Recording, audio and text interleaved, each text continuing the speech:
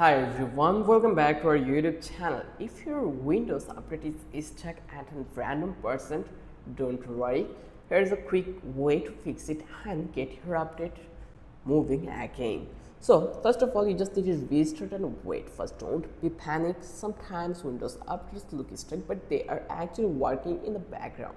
Wait at least 30 minutes, then restart your PC once to see if it continues. If it is still frozen, move on to the next step. And now let's talk about step 2. That is, you just need to click on Windows plus R and then you will get this kind of option. Then you just need to be type service.amc service.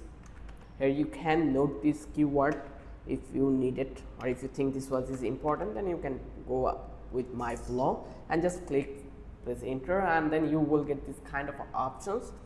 So you just need to be scroll down and find it out, Windows update. Right click and stop that one. So here you just need to be scroll down until you find out Windows update. So here actually you will get to see that one Windows update. So let's see Windows update.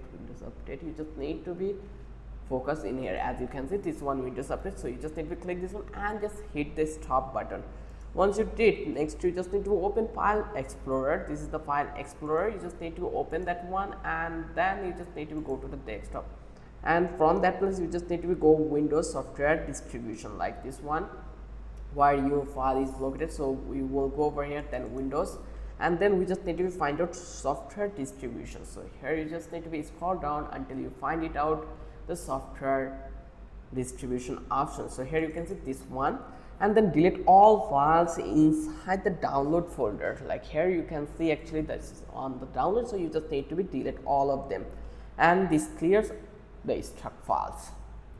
Then into the third step, you just need to go back to the service window, right click, update, Windows update again, and click start. Like you just need to go over here to the setting, and then again you just need to click for this one, and then it will work for you. So that's it for today. Your Windows update should be back on track. If this helped, give it a thumbs up, subscribe for more quick fix, and let me know in the comments if you have any questions.